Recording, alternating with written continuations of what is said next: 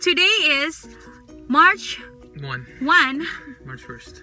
1st and 1, and March currently 1st. is 2:10 2:10 p.m. We're in front of Starbucks. This is such a God thing, friends. Okay, so yesterday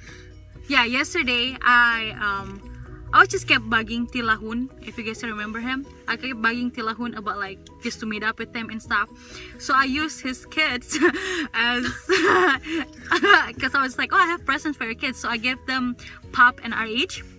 So we met earlier at Starbucks and we were just talking. I mean, it was just kind of like a regular conversation type of thing.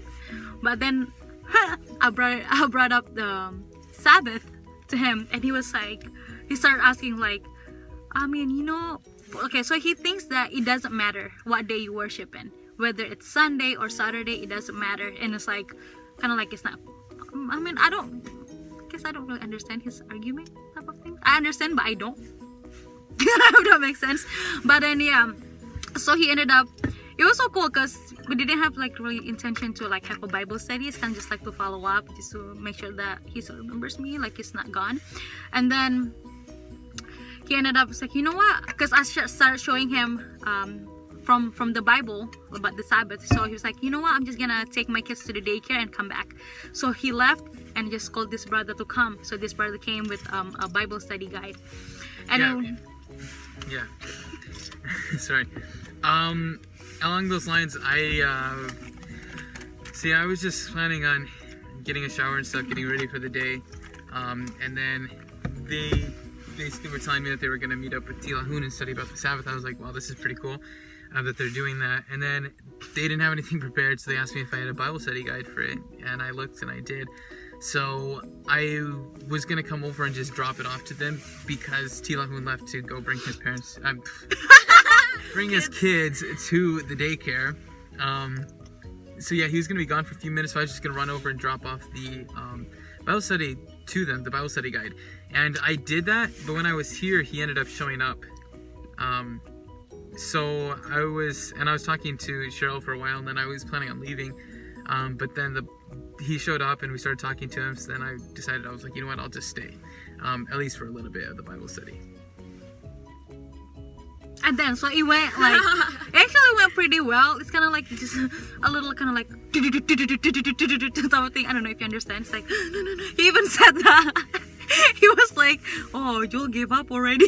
Because he was like, we were just going back and forth on things. I was just explaining it like a lot, and then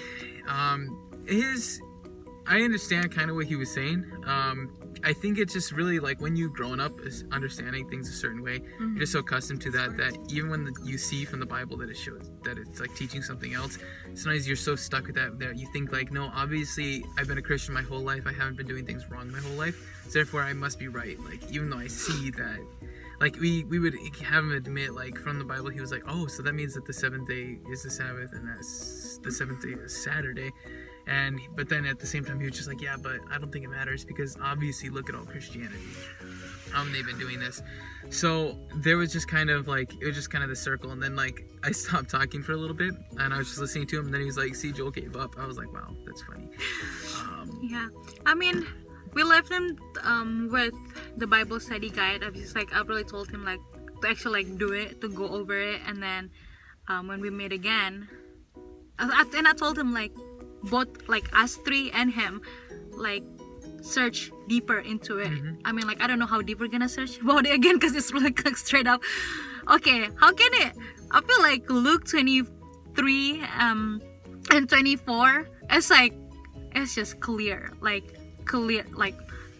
as crystal, like clear. And like he just wouldn't get it. I mean, it's not like he wouldn't get it. It's probably just like, again, like what Joel said. But okay, so enough with that. Done with that. It was so cool, right? And then when we were out, we were just, the three of us were just like standing in a circle. We're just talking about it. It's just like, wow. This after Tilahun had left. Yeah. And then a lady came out from Starbucks and she saw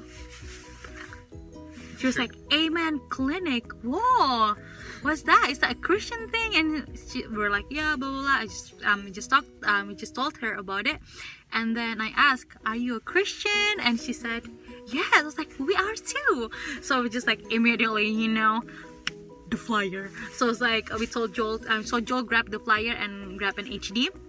So we gave her the flyer and we started talking to her.